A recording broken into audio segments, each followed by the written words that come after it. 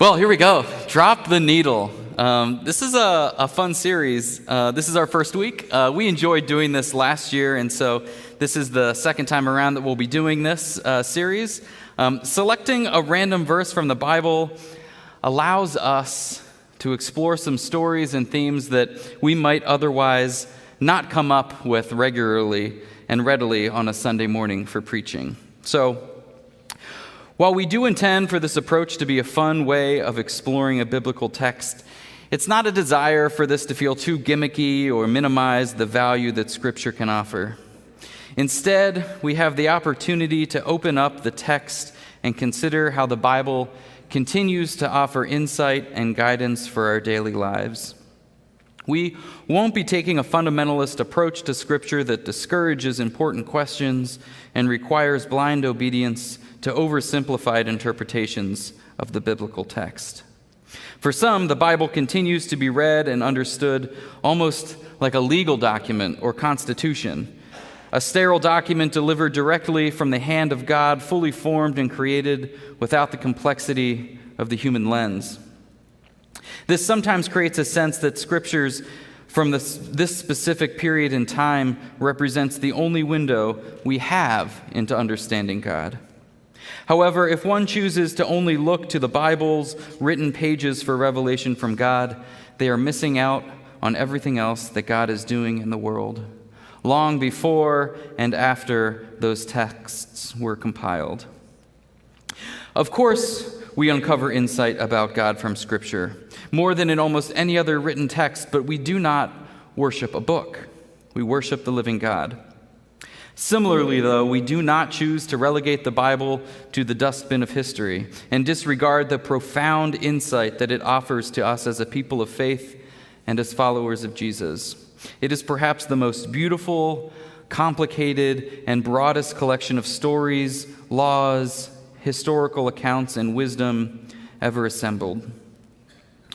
The Hebrew and New Testament scriptures represent a library of texts written over centuries by a variety of people in different cultural settings. It is the story of an ongoing relationship between humans and our Creator.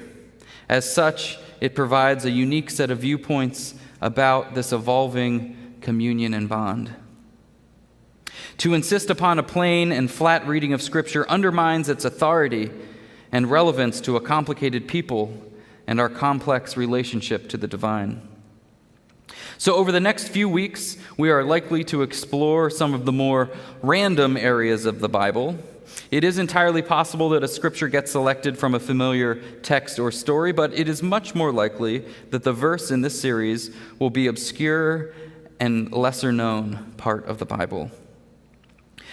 When we take the Bible seriously enough that we seek to understand its nuances and complexities, its obscurities and mysteries, we are honoring the long history and traditions of those who came before us.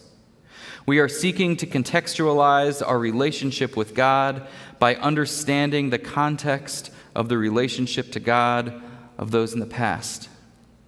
Which brings us to today's scripture. The verse that Pastor Pam randomly selected last week is this one, Exodus 29:43. There also I will meet the Israelites, and the place will be consecrated by my glory. And this is why we don't just randomly open up our Bibles and read a single verse and expect to fully comprehend all that it has to offer. If read in isolation, not only do we have not much context, but we barely even have a full sentence. There also I will meet with the Israelites. There? Where? Where is there? We have to read more to find out. So this morning, we will look at the verses immediately surrounding this text, their relationship to the chapter as a whole, and then within the larger context of the biblical narrative of Exodus and the Hebrew people. So let's start with some of the previous verses that are right before this. We read in Exodus 29:41-43. Sacrifice the other lamb at twilight with the same grain offering and its drink offering as in the morning, a pleasing aroma, a food offering presented to the Lord. For the generations to come, this burnt offering is to be made regularly at the entrance of the tent of meeting. before the Lord. There I will meet you and speak with you. There also I will meet with the Israelites, and the place will be consecrated by my glory.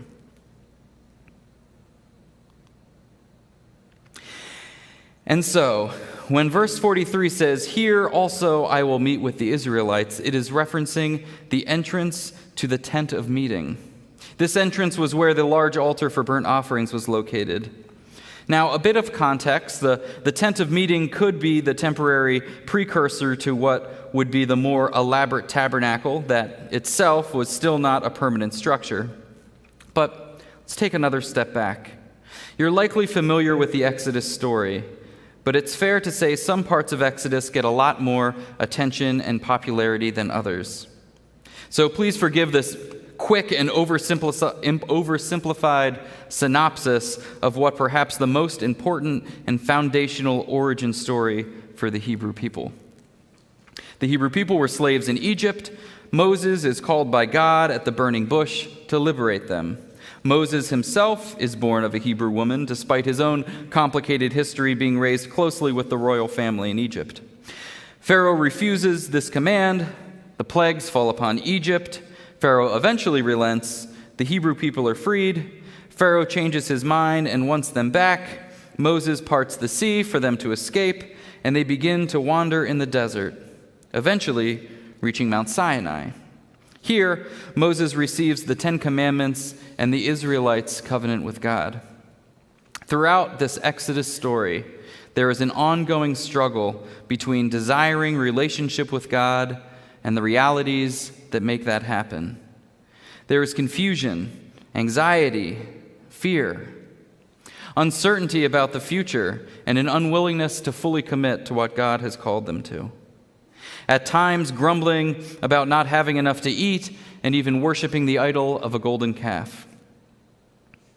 But after living under slavery for so long, in many ways, this is an unsurprisingly confusing time for seeking to understand and forge their identity as a newly free people.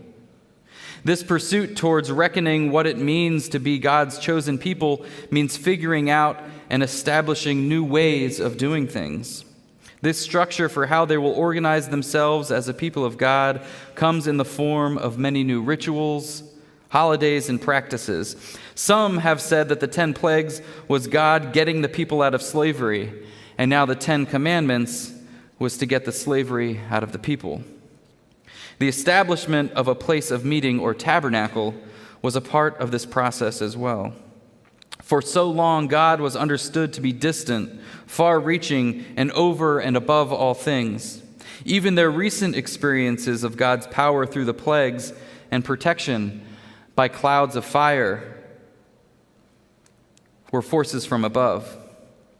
Now, there was an increasing awareness of God coming down from above to meet and dwell with them.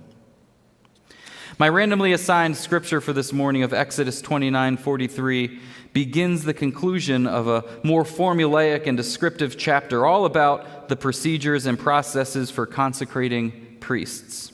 Had the needle dropped just slightly earlier this morning, the verse could have been something like, "Then take all of the fat of the internal organs and long lobe of liver and both kidneys with the fat and burn them at the altar." I'm sure it would have made for an interesting sermon as well.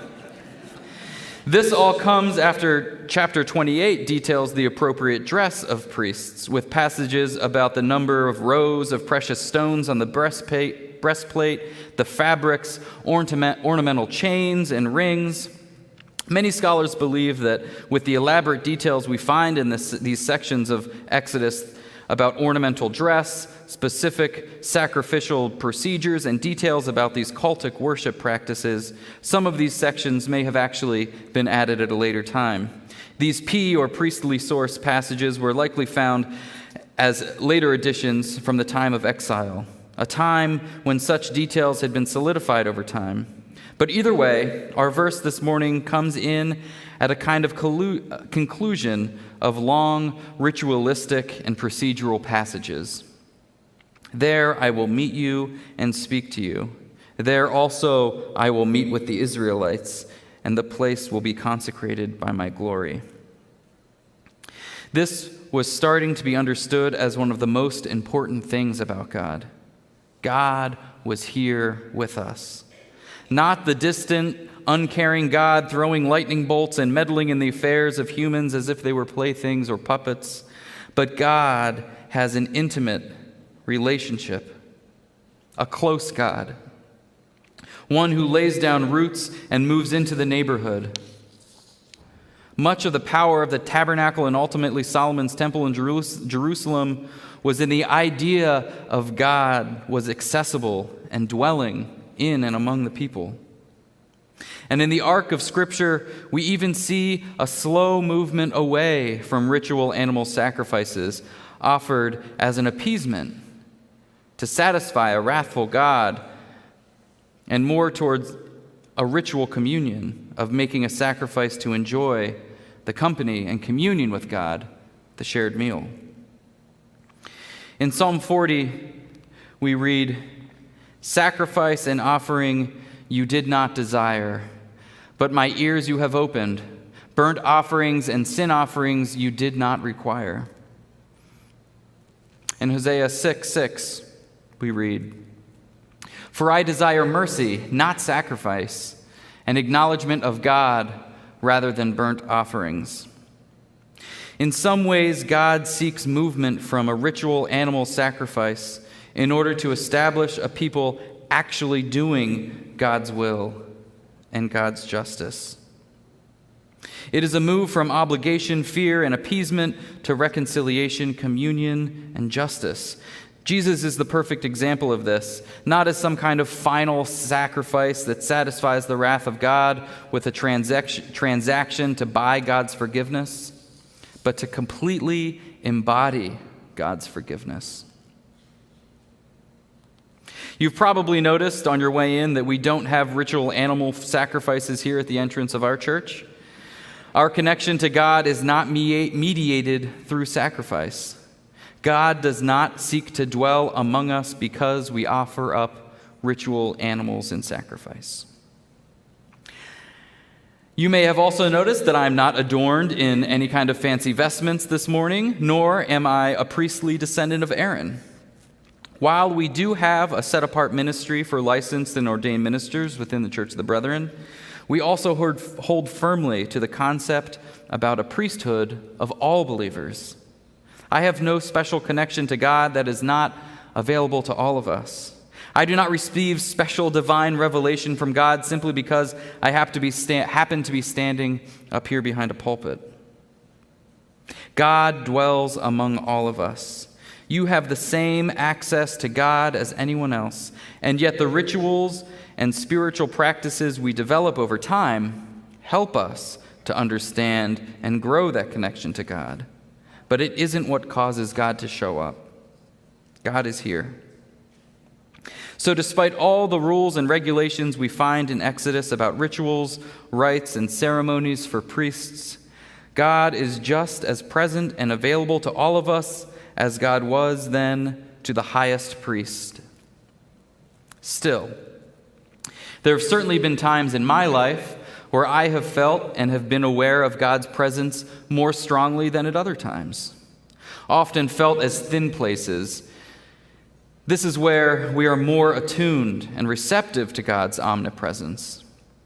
It is no surprise to me, then, that going through a specific ritual or entering certain holy places prepares our hearts and minds in focused and attentive ways that allow us to sense God's presence because of that intentionality. God is with us. God is always with us. For some, that ever-present quality of God is what makes God divine, even more so than being all-powerful.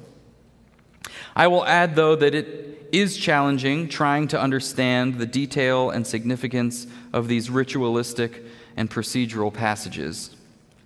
At times, I felt as if these texts were akin to laying out some sort of detailed magic spell with very specific steps and procedures that needed to be followed exactly in order for God to show up. Perhaps if the golden bell and pomegranate were missing from the hem of the priestly robe, if the incorrect organs were removed in the wrong order of sacrifice, or if the blood was placed on the priest's left earlobe instead of the right, then God would not approve, bless, or turn up. But I struggle with that. I cannot believe that invoking the presence of God works like some kind of magic spell, that we have to be ritually pure, purified, dressed a certain way, or follow a specific procedure. But I also know it is sometimes hard to see things that we're not looking for. Even though God is always present, I know I see and feel God more when I am intentionally seeking. And perhaps that is one of the reasons for all of this ritualistic detail. Not necessarily to preserve the only way that this works, but to ensure a focused intentionality for seeking God. Now, I am not a Hebrew scholar, and I do not feel that I can speak with any authority on the significance of these rituals, but still, I believe God was there, with or without everything being done perfectly. I have an uninformed theory that God remains less concerned about the details and specifics of ritual and much more concerned about the intentionality and desire. Seeking to follow a specific set of guidelines forces one into a focused mindset of purpose and direction. To pay attention to any one of these small individual details shows a reverence towards the whole process. Does it truly matter to God that the rings of the breastplate are bound with blue lace? I'm sure there's a symbolic or important reason for this to somebody, but I suspect it is more pleasing to God that one cares enough to have done it, not whether or not God actually likes the color blue. In the same way, I believe God is present here, now, with or without me bumbling through a sermon that says the perfect thing that you need to hear. So we have seen the verses before our text focused on human actions and their sacrifices. The verses after 43, verse 43, focus on what God does. There also I will meet with the Israelites, and the place will be consecrated by my glory. So I will consecrate the tent of meeting and the altar, and will consecrate Aaron and his sons to serve me as priests. But is God's willingness or desire to consecrate the tent of meeting and Aaron and his sons entirely contingent upon a successful and accurate completion of the rituals laid out in previous verses? I don't think so. For if God required a perfect people, he would have deserted them long, long ago. When we look at the Hebrew Bible and read about the history of the relationship between God and the chosen people, one has to wonder if God actually chose the right people. Time and time again, we see stories of God seeking relationship and people failing to uphold their end of the bargain. And yet, we find God remaining present with hope for a new way forward, despite the repeated rejections. And there are many places in Scripture where the people seek to restore their relationship, and God never rejects them, because God is always there, waiting. For some, the gospel's good news seems to be about trying to live a certain way or pray the perfect prayer so that God will not punish them. For many, we must do something to convince God to show up. We must jump through the right hoops in order for God to dwell among us or in our hearts. But the good news is actually that no matter where we turn, God is already there. God's presence is not dependent upon our actions, but we can act in ways that help us to see more clearly what God is doing around us. And we can join and dwell with God as God seeks to dwell with us. And so we conclude the chapter with these last verses. Then I will dwell among the Israelites and be their God. They will know that I am the Lord their God who brought them out of Egypt so that I might dwell among them. I am the Lord their God. And so this is the ultimate story. God rescues and dwells among us. But we have to keep our own eyes open. We have things we need to do, sacrifices that we need to make, not to ensure that God shows up and dwells among us, but so that we can join God in the work that's happening. Our intentionality in following Jesus does not invoke God's presence. God is here. God is with us. Our actions and sacrifices put flesh on the body. It invites communion with God. It allows us to participate and co-conspire with a God who is always present, but that we do not always glimpse. We bring ourselves and our desires to do the work of Jesus. We offer up things and we make sacrifices, not out of fear or to appease the wrath of God, but to come and sit at the same table to enjoy the fellowship and the hard work. And there is no shortage of hard work to be done in the world around us. There are endless opportunities to follow the footsteps of Jesus. When we do this, we become increasingly aware of God's presence. We do not need a church, a temple, or altar to exact rituals to be in the presence of God. But we do know that there are certain processes, procedures, and structures that organize us in ways that help us to dwell more intimately with God, to carry out the kingdom work. One does not need to be a part of a church in order for God to be present in their lives, but I will say that I have always been much more aware of and able to participate in the bearing of good fruit when I have sought to work together with others. So no, you may not need to attend church or volunteer or donate to make God show up, but we will not be fully aware of God's presence or able to join in God's work if we do not seek to show up ourselves. God does dwell among us. The question we must constantly continue to ask ourselves is, will we join?